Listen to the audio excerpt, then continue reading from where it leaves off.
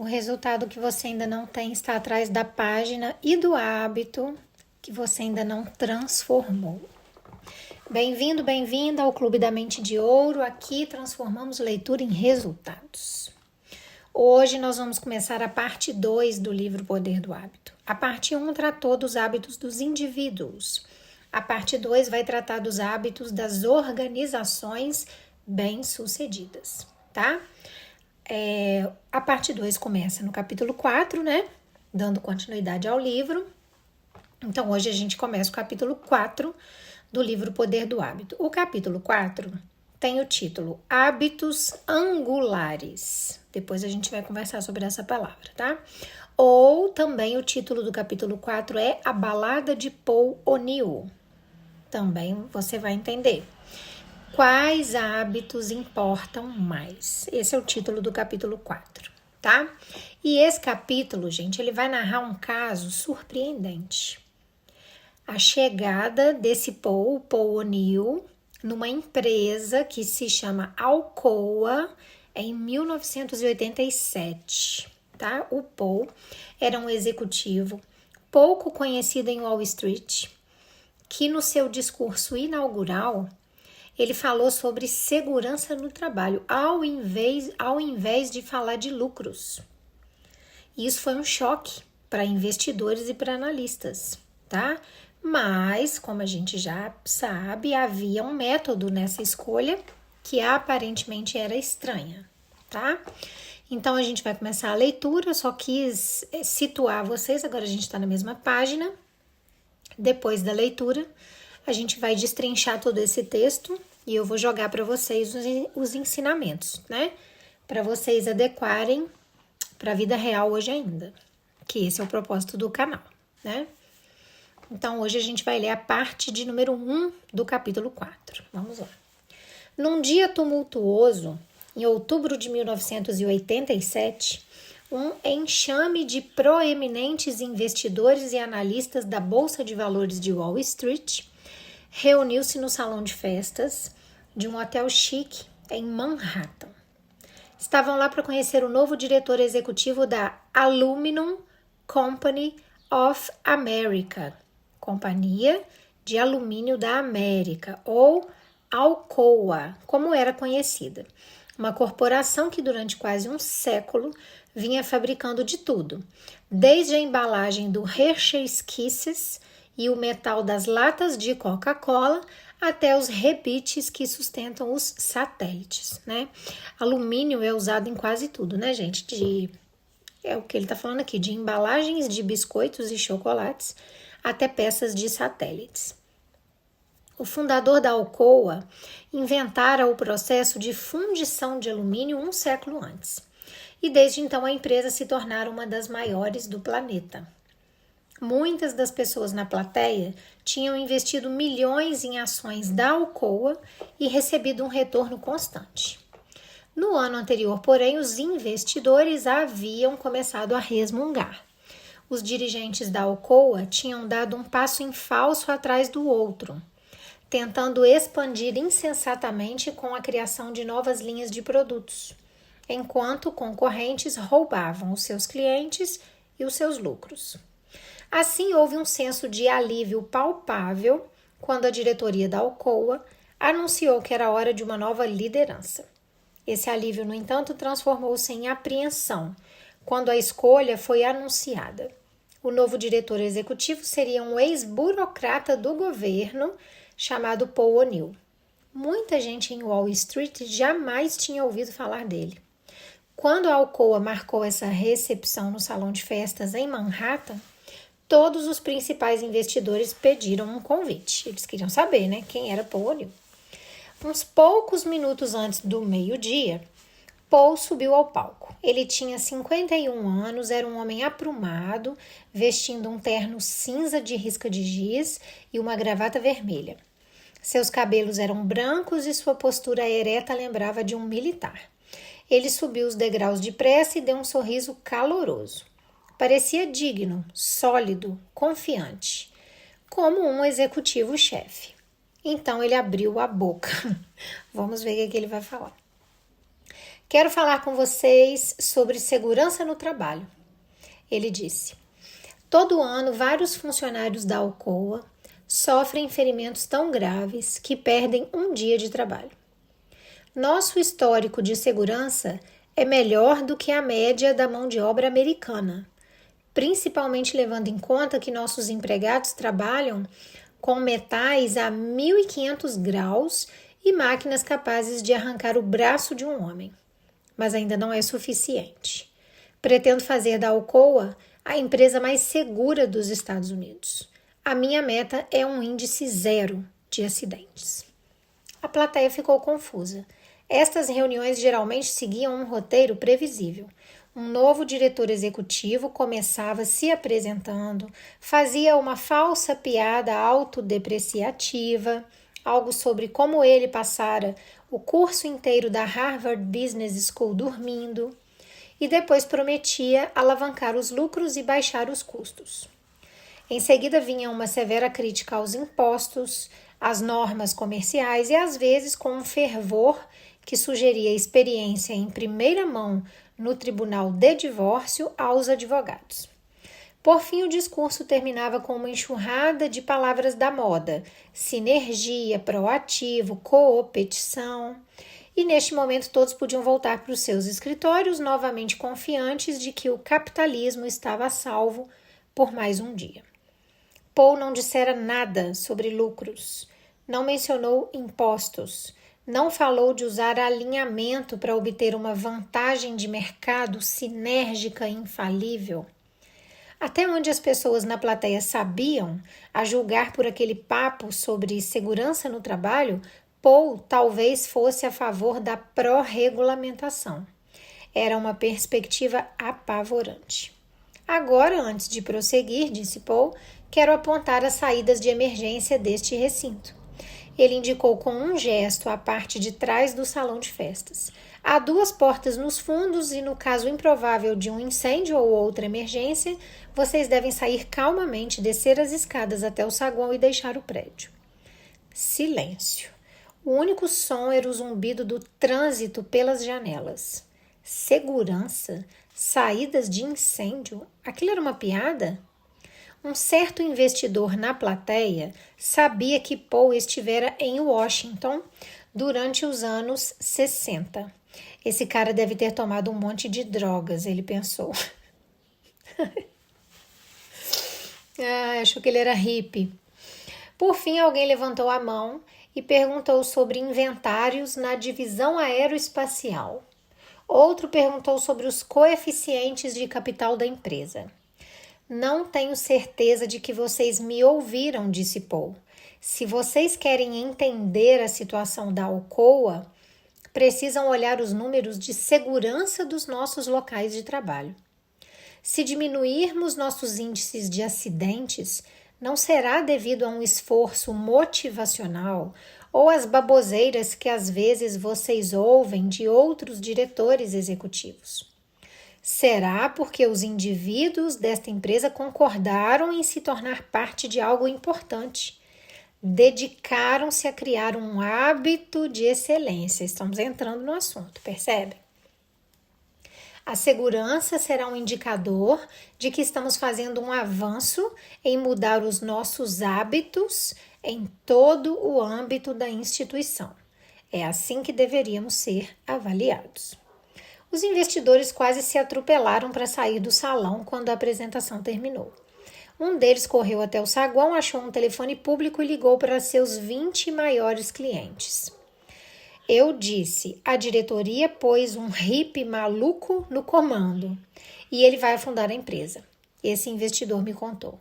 Mandei eles venderem as ações imediatamente antes que todos os outros no recinto começassem a ligar para seus clientes e dissessem para eles fazerem o mesmo. E foi literalmente o pior conselho que eu dei em toda a minha carreira. Em menos de um ano após o discurso de Paul, os lucros da Alcoa atingiram uma alta recorde.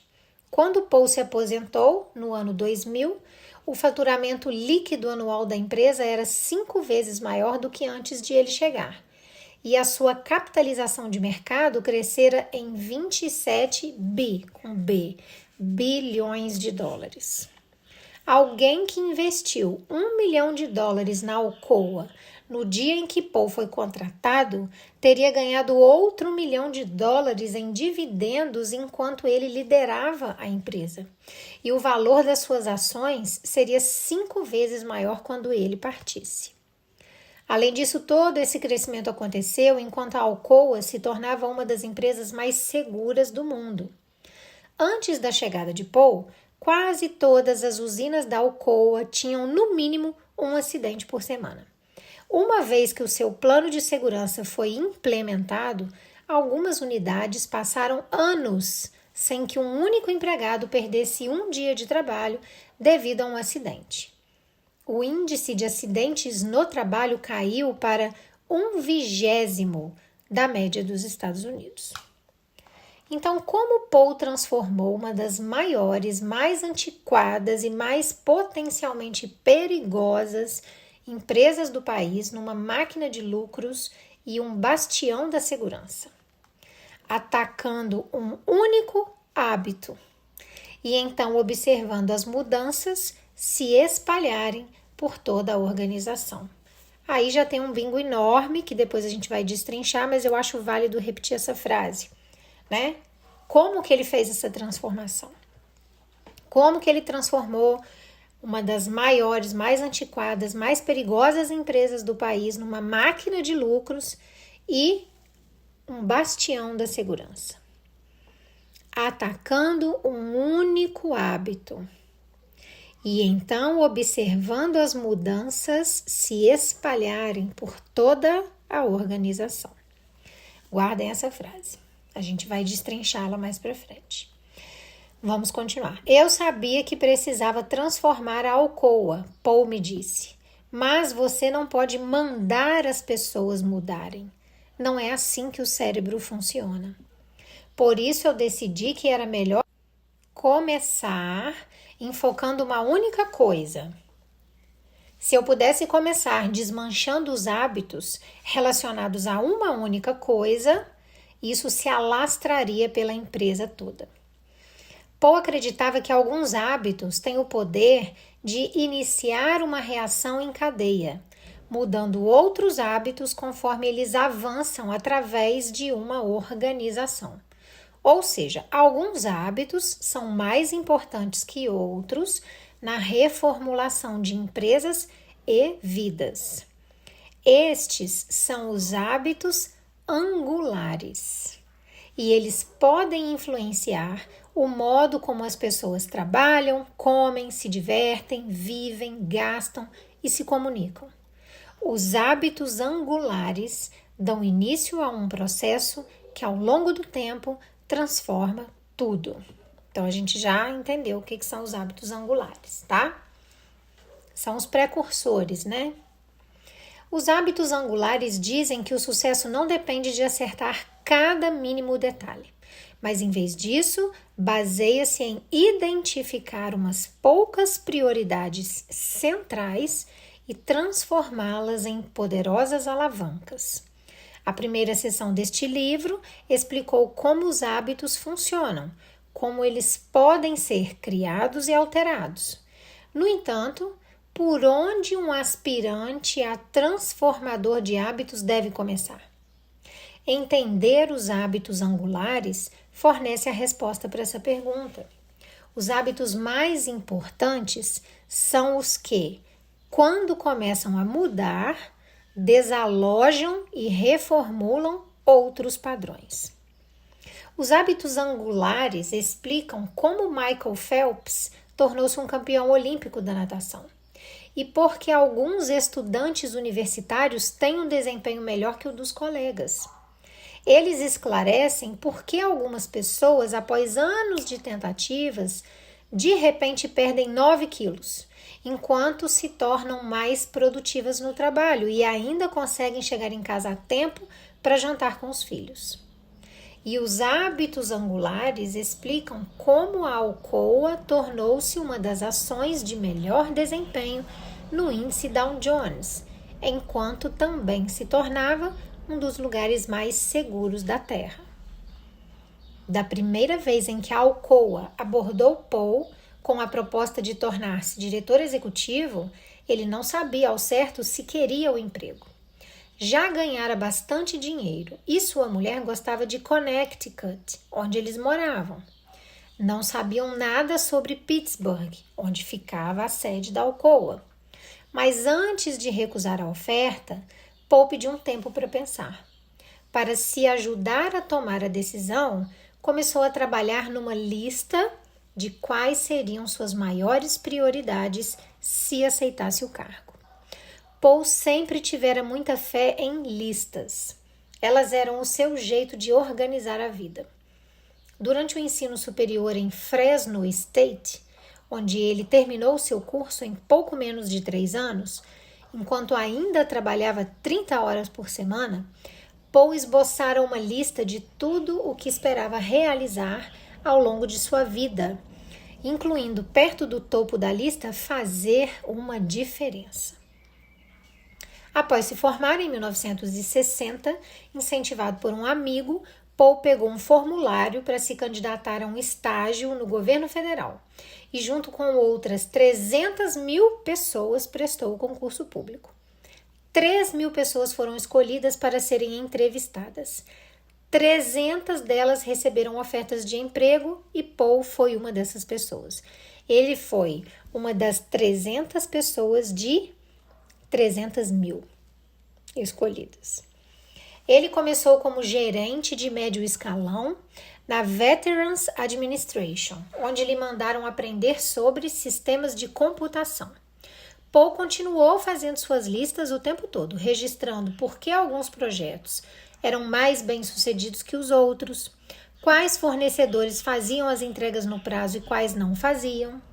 Ele era promovido todo ano e, conforme galgava os escalões da Veterans Administration, construiu um nome para si mesmo como alguém cujas listas sempre pareciam incluir um tópico que resolvia um problema. Em meados dos anos 60, havia uma alta demanda por esse tipo de habilidade em Washington. Robert McNamara havia recentemente reestruturado o Pentágono, contratando uma leva de jovens matemáticos, estatísticos e programadores de computador. O presidente, na época, Johnson, queria ter suas próprias crianças prodígio. Por isso, Paul foi recrutado para o que acabaria sendo conhecido como o Gabinete de Administração e Orçamento, um dos órgãos mais poderosos da capital. Dentro de uma década, aos 38 anos, ele foi promovido a vice-diretor e de repente estava entre as pessoas mais influentes da cidade. Foi então que a educação de Paul sobre hábitos organizacionais realmente começou. Uma de suas primeiras tarefas foi criar uma estrutura analítica para estudar como o governo estava gastando dinheiro com serviços de saúde. Ele rapidamente descobriu que os esforços do governo, que deveriam estar sendo guiados por regras lógicas e prioridades deliberadas, em vez disso eram orientados por processos institucionais bizarros que de várias maneiras funcionavam como hábitos. Burocratas e políticos, em vez de tomar decisões, estavam reagindo a gatilhos com rotinas automáticas para obter recompensas como promoções ou reeleições. Era o loop do hábito deles, disseminado entre milhares de pessoas e bilhões de dólares. Por exemplo, depois da Segunda Guerra Mundial, o Congresso criara um programa para construir hospitais comunitários.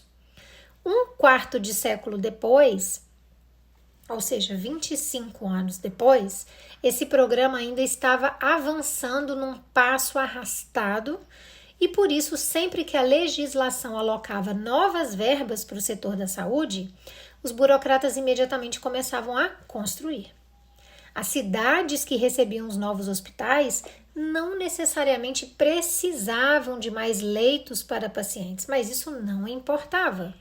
O que importava era erguer uma grande estrutura que um político pudesse mostrar enquanto pedia votos. Isso é nos Estados Unidos, tá, gente? Soa familiar para vocês aqui no Brasil? Para mim, soa familiar. Então, a gente tem um gatilho, que é a verba chegando, né?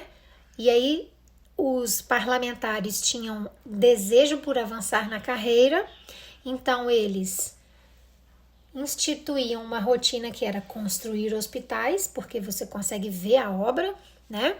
Você vê o resultado, e como recompensa eles recebiam votos nas eleições, porque eles construíam hospitais, né? Beneficiavam a população, entre aspas. Os funcionários federais passavam meses debatendo sobre cortinas azuis ou amarelas, pensando se os quartos dos pacientes deveriam ter uma ou duas televisões, projetando postos de enfermeiros, coisas realmente sem sentido, Paul me contou. Na maior parte das vezes, ninguém me perguntava se a cidade queria um hospital. Os burocratas tinham adquirido o hábito de resolver qualquer problema médico construindo alguma coisa, para que um congressista pudesse dizer: olha o que eu fiz. Isso não fazia nenhum sentido, mas todo mundo continuava fazendo sempre a mesma coisa. Os pesquisadores descobriram hábitos institucionais em quase toda a organização ou empresa que examinaram. Os indivíduos têm hábitos, os grupos têm rotinas, escreveu o acadêmico Geoffrey Hodgson, que passou toda a sua carreira examinando padrões organizacionais. As rotinas são o equivalente dos hábitos nas organizações. Para Paul, esses hábitos pareciam perigosos. Estávamos basicamente cedendo a tomada de decisões para um processo que acontecia sem pensar de verdade, disse Paul. Mas em outros órgãos, nos quais a mudança começava a se mostrar, bons hábitos organizacionais estavam gerando sucesso. Alguns departamentos da NASA, por exemplo, estavam fazendo uma reforma interna deliberadamente instituindo rotinas organizacionais que incentivavam os engenheiros a correr mais riscos. Quando foguetes não tripulados explodiam no lançamento, os chefes de departamento batiam palmas para que todos soubessem que sua divisão tentara e falhara, mas pelo menos tentara. Chegou um ponto em que o centro de controle enchia-se de aplausos toda vez que alguma coisa cara explodia. Aquilo tornou-se um hábito organizacional. Ou pensemos na EPA, a Agência de Proteção Ambiental, que foi criada em 1970. O primeiro administrador da EPA, William Huckles Charles, conscientemente projetou hábitos organizacionais que incentivavam os seus legisladores a serem agressivos ao fazer cumprir as normas. Quando advogados pediam permissão para abrir um processo ou ação de aplicação de normas, isso passava por um processo de aprovação. A resposta padrão era uma autorização para prosseguir. A mensagem era clara: na EPA, a agressividade é recompensada. Em 1975, ela estava criando mais de 1.500 novas normas ambientais por ano. Toda vez que eu olhava para uma parte diferente do governo, eu achava esses hábitos que pareciam explicar por que as coisas estavam dando certo ou indo mal, Paul me disse. Os melhores órgãos entendiam a importância das rotinas. Os piores eram liderados por pessoas que jamais pensavam sobre isso e depois se perguntavam por que ninguém obedecia às suas ordens. Em 1977, após 16 anos em Washington, Paul decidiu que era hora de partir. Estava trabalhando 15 horas por dia, 7 dias por semana, e sua mulher estava cansada de criar 4 filhos sozinha. Paul renunciou ao cargo e conseguiu um emprego na International Paper, a maior empresa de celulose e papel do mundo. Ele acabou se tornando o presidente. Àquela altura, alguns de seus velhos amigos do governo estavam na diretoria da Alcoa. Quando a empresa precisou de um novo executivo-chefe, eles pensaram em Paul E foi assim que ele acabou fazendo uma lista de suas prioridades caso decidisse aceitar o emprego.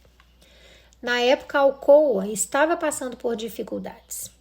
Os críticos diziam que os funcionários da empresa não eram ágeis o bastante e que a qualidade dos produtos era precária.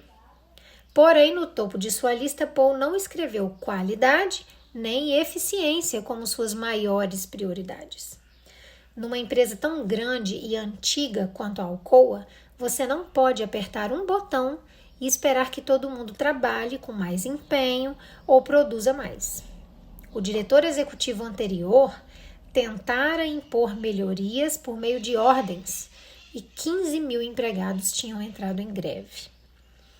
A situação ficou tão grave que eles traziam bonecos para os estacionamentos, vestiam-nos como os diretores e os queimavam simbolicamente. A Alcoa não era uma família feliz, me disse uma pessoa daquela época. Era mais como a família Manson, mas com o adicional do metal fundido. A família Manson está relacionada a assassinatos, tá? Paul decidiu que sua maior prioridade, caso aceitasse o emprego, teria que ser algo que todo mundo, tanto os sindicatos quanto os executivos, pudesse concordar ser importante. Ele precisava de um foco capaz de unir as pessoas, algo que lhe desse o poder de mudar o jeito como elas trabalhavam e se comunicavam. Pensei no básico, ele me disse. Todos merecem sair do trabalho tão ilesos quanto chegaram, certo? Ninguém deveria ter medo de morrer sustentando a família.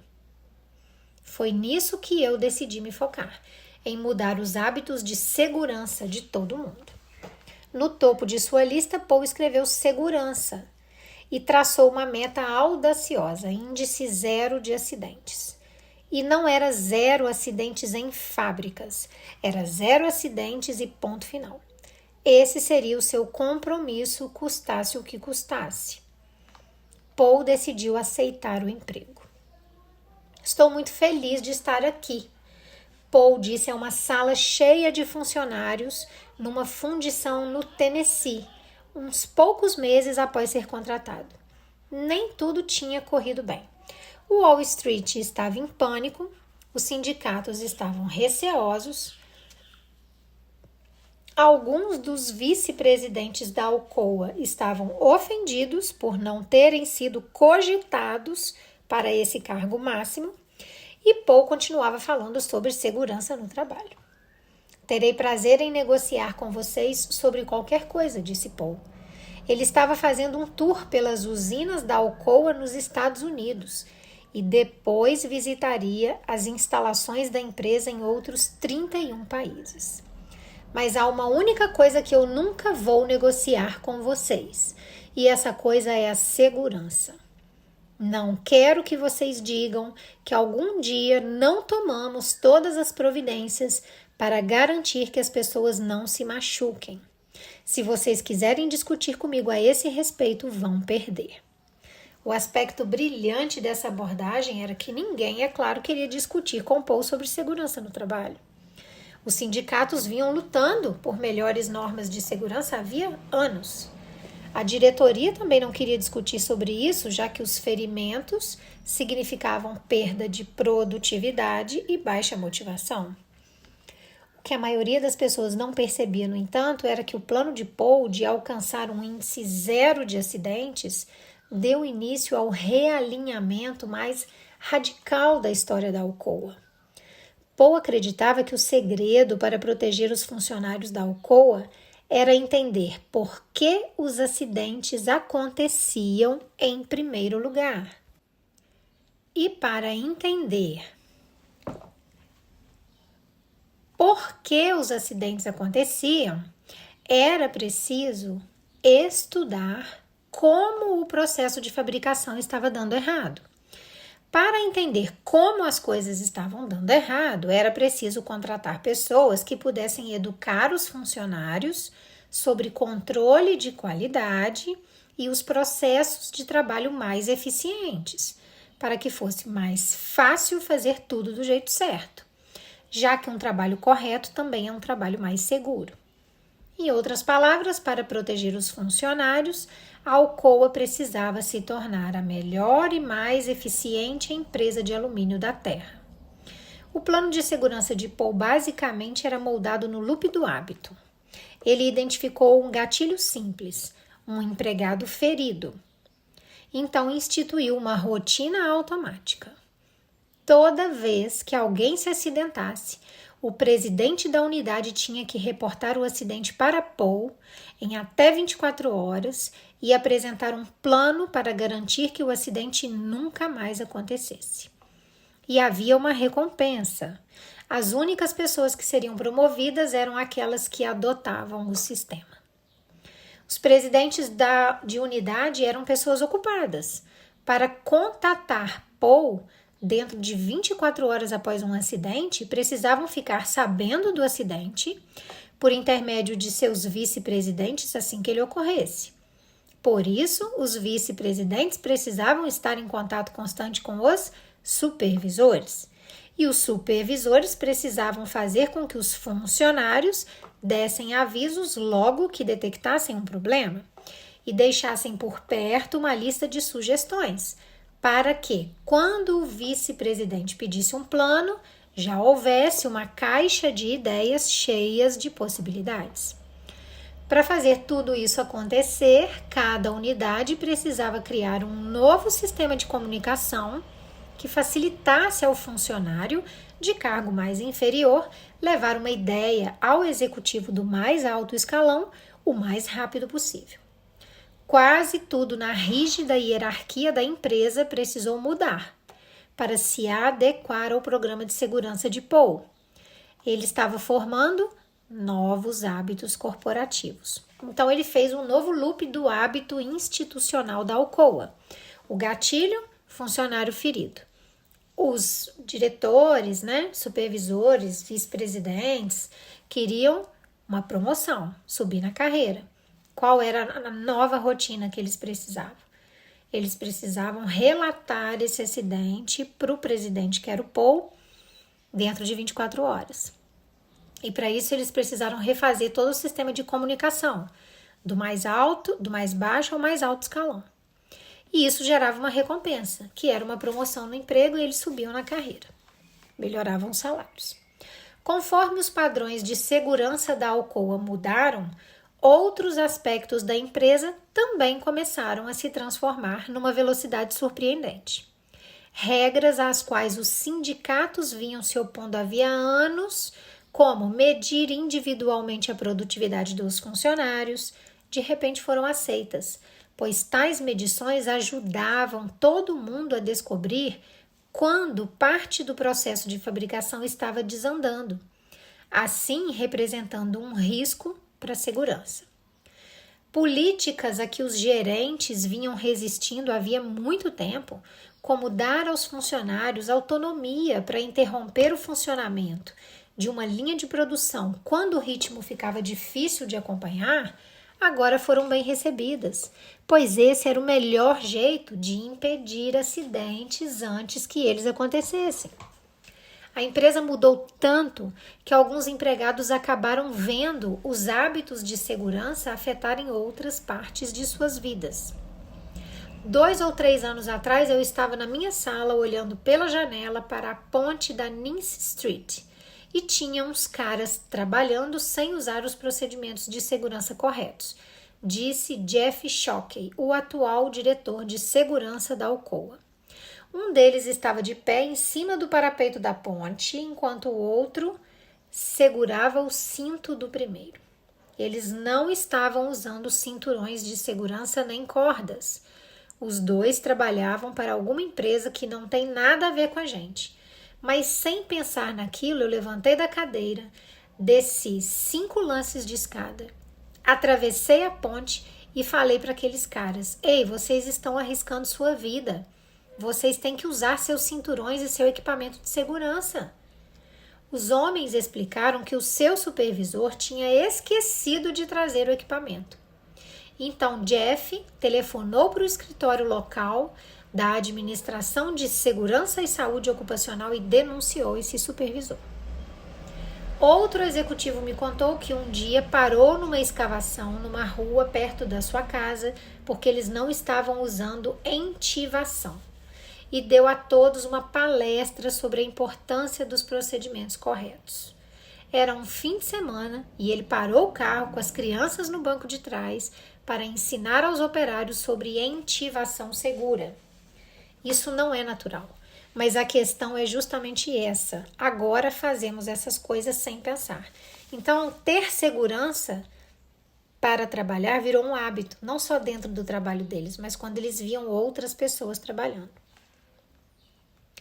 Paul nunca prometeu que seu foco na segurança dos funcionários elevaria os lucros da Alcoa. No entanto, conforme suas novas rotinas foram se espalhando por toda a organização, os custos baixaram. Então, percebem? Ele não entrou aumentando os lucros, ele entrou tratando da segurança no trabalho. E com isso, os custos baixaram. A qualidade subiu, a produtividade disparou. Se o metal fundido estava ferindo funcionários quando respingava, então o sistema de derramamento foi redesenhado, o que levou a menos acidentes. Isso também gerou economia, pois a Alcoa perdia menos matéria-prima com respingos. Se uma máquina quebrava constantemente, ela era substituída, o que significava um menor risco de que uma engrenagem quebrada prendesse o braço de um funcionário. Isso também significava produtos de maior qualidade, pois, como a Alcoa descobriu, defeitos de equipamentos eram uma das principais causas de deficiências na qualidade do alumínio. Pesquisadores também descobriram dinâmicas semelhantes em dezenas de outros cenários, inclusive vidas individuais. Pensemos, por exemplo, em estudos da década passada, investigando os impactos dos exercícios nas rotinas diárias. Quando as pessoas começam a fazer exercícios habitualmente, mesmo com uma frequência baixa, como uma vez por semana, elas começam a mudar outros padrões não relacionados em suas vidas, muitas vezes sem perceber isso. Tipicamente, pessoas que fazem exercícios começam a se alimentar melhor e se tornar mais produtivas no trabalho. Elas fumam menos e demonstram mais paciência com colegas e familiares. Usam seus cartões de crédito com menos frequência e afirmam sentir menos estresse. O motivo não é totalmente claro, mas para muitas pessoas o exercício é um hábito angular que deflagra mudanças disseminadas. O exercício transborda para outras áreas. Vamos guardar essa frase, tá? Exercício físico é um hábito angular e ele é um hábito que transborda para outras áreas. Quem disse isso foi James Prochaska, um pesquisador da Universidade de Rhode Island. Há algo nele que facilita os outros hábitos. Muito disso, gente, vem do porquê os profissionais falam que a gente tem que acordar e fazer atividade física.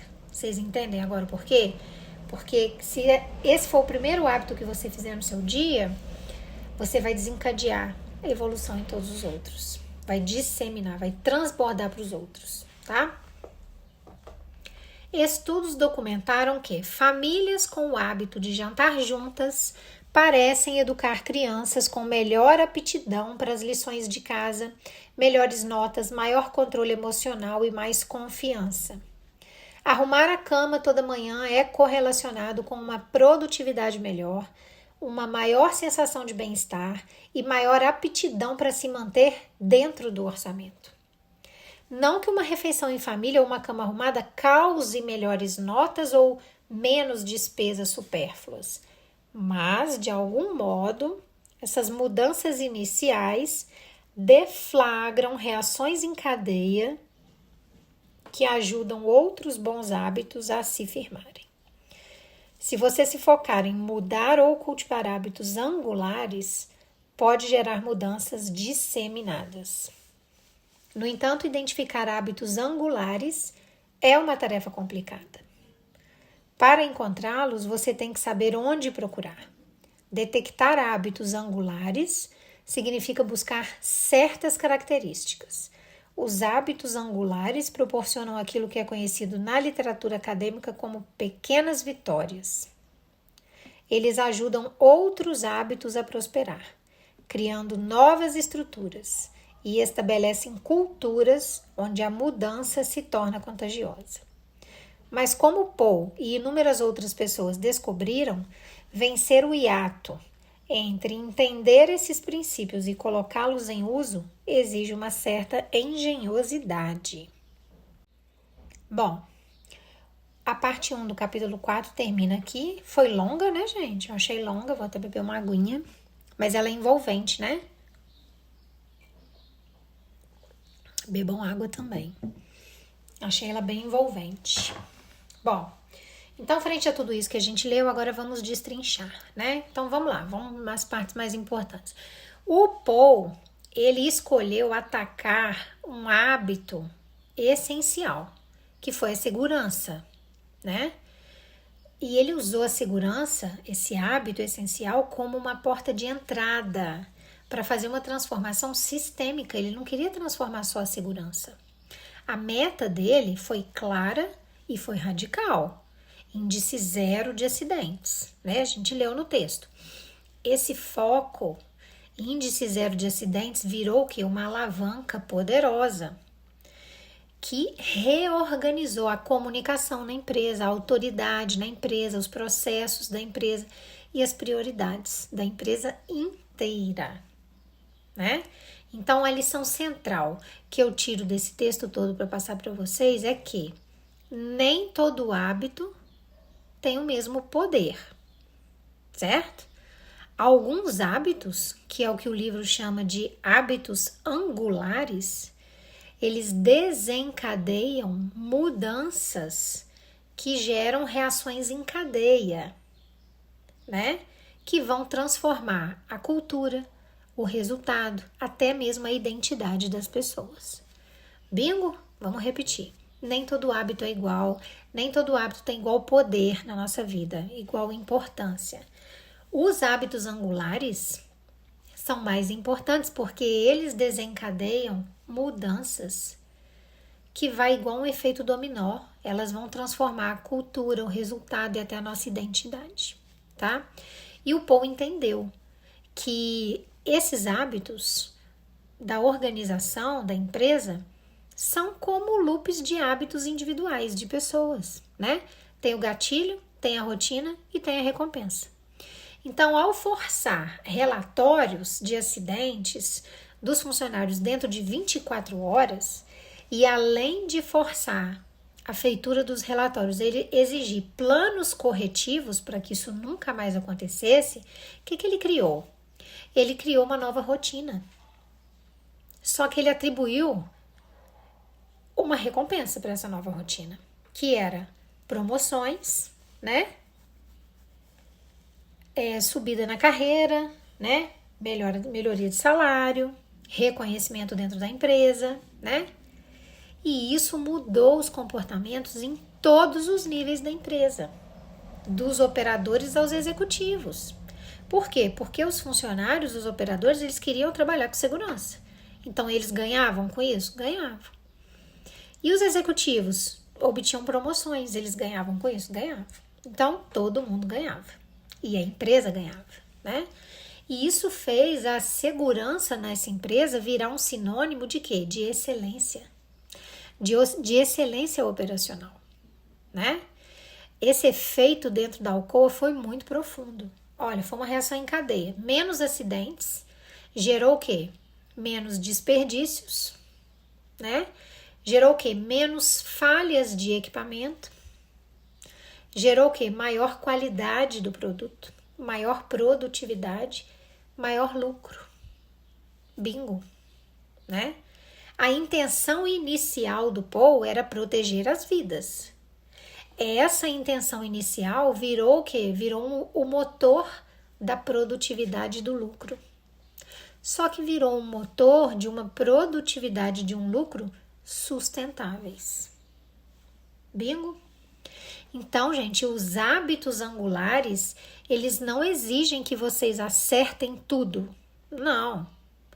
Eles exigem que você escolha uma prioridade que é central e transforme essa prioridade numa alavanca para poder transformar as outras, e outras, e outras, e outras. Fazer um efeito dominó do bem, certo? Então, vamos dar alguns exemplos, né? Exemplos tanto de vida pessoal quanto de vida social. Ele fala no texto: exercício físico regular, jantares em família, arrumar a cama. Essas pequenas práticas, elas transbordam positivamente para outras áreas da vida. Guardem isso, porque isso é muito importante. Essas microvitórias vão construindo coisas na nossa vida, constroem cultura, constroem identidade, constroem memórias, constroem caráter, né? Aí agora eu vou te fazer algumas perguntinhas para você refletir, porque agora você já sabe interpretar tudo isso que eu vou perguntar. E você pode responder essas perguntas para mim nos comentários embaixo do vídeo. Primeiro, qual hábito na sua vida ou no seu negócio, se você que está ouvindo tem um negócio, porque agora a gente entendeu que a gente pode adaptar isso para uma empresa. Qual hábito na sua vida ou no seu negócio que pode ser um hábito angular? Aquele hábito que, ao você transformá-lo, adaptá-lo, adequá-lo, você faz todo o resto evoluir e melhorar. Agora fica fácil de você identificar, né? Outra pergunta: que pequena vitória você pode projetar para esse mês que vai alavancar outras mudanças? Qual pequena vitória vai transbordar em outras áreas da sua vida? Terceira pergunta: quem precisa estar alinhado para que esse hábito se espalhe? Então, na sua vida, seja pessoal ou empresarial, quem são os vice-presidentes, supervisores, operários que vão fazer aquela engrenagem do hábito funcionar? Quem precisa estar alinhado com você para que esse hábito se espalhe e transborde? Né? Por último, qual sistema de comunicação e qual recompensa pode garantir que a sua nova rotina seja implementada e seja sustentável? Como você tem que se comunicar com as pessoas para que isso aconteça? E qual recompensa tem que ser oferecida para você e para as pessoas à sua volta, para que essa nova rotina exista e se mantenha? Tudo isso agora fica fácil de vocês pensarem e responderem, né? Você não precisa reinventar a roda. Gente, você não precisa reinventar tudo. Você precisa identificar uma peça central na sua vida. Essa peça central é o seu hábito angular. E começa por ele. Começa por ali. Não precisa florear demais, ok? No meu livro Mente de Ouro, eu te guio passo a passo para você conseguir mapear os gatilhos e as suas recompensas reais, para você conseguir identificar os hábitos angulares pessoais e organizacionais, para você conseguir projetar rotinas alternativas que criem essas pequenas vitórias que vão transbordar e contagiar o seu ambiente. Eu te ajudo, tá? O meu livro é um manual prático, ele é direto ao ponto. Ele foi feito para transformar as rotinas mentais e as rotinas comportamentais em resultados reais. Resultado mental, resultado emocional, resultado financeiro, resultado espiritual. E ele ainda vem com um bônus cofre dourado da prosperidade, que traz exercícios práticos para você instalar rotinas que gerem novas atividades, novos resultados com fé na mudança que você está fazendo, ok? Então, por fim, eu quero que você escreve para mim nos comentários qual hábito pequeno que, se você mudasse hoje, teria um efeito em cadeia na sua vida ou no seu negócio. E vocês sabem que existem coisas pequenas que podem ser mudadas, mas a gente não quer mudar, a gente quer ficar apegado a esses velhos hábitos. Mas vocês sabem quais são, escrevam eles aí, tá? Você está no Clube da Mente de Ouro, aqui você transforma prioridade em alavanca. Aqui você transforma rotina em identidade. Aqui não tem teoria vazia, aqui você transforma pequenas vitórias em resultados. Lembrem-se sempre, hábitos angulares são a chave. Então, escolha o foco correto, projete a rotina correta e cultive as pequenas vitórias, que são as recompensas. Elas vão abrir espaço para tudo mais que há de vir. Esse é o Clube da Mente de Ouro. O resultado que você ainda não tem está atrás do hábito angular que você ainda não decidiu transformar e implementar. O Paul, ele não iniciou pela razão óbvia, que é o lucro. Ele começou pelo que importava de verdade, que era preservar as vidas. E isso virou uma alavanca que transformou essa grande empresa. Eu quero que você identifique o seu hábito angular. A mudança sistêmica da sua vida vai começar por uma pequena vitória, mas essa pequena vitória tem que ser estratégica. Você está no Clube da Mente de Ouro? Se inscreve no canal, ativa o sininho e vem comigo. Porque no próximo vídeo nós vamos transformar a teoria em plano de ação. Um beijo no coração de vocês.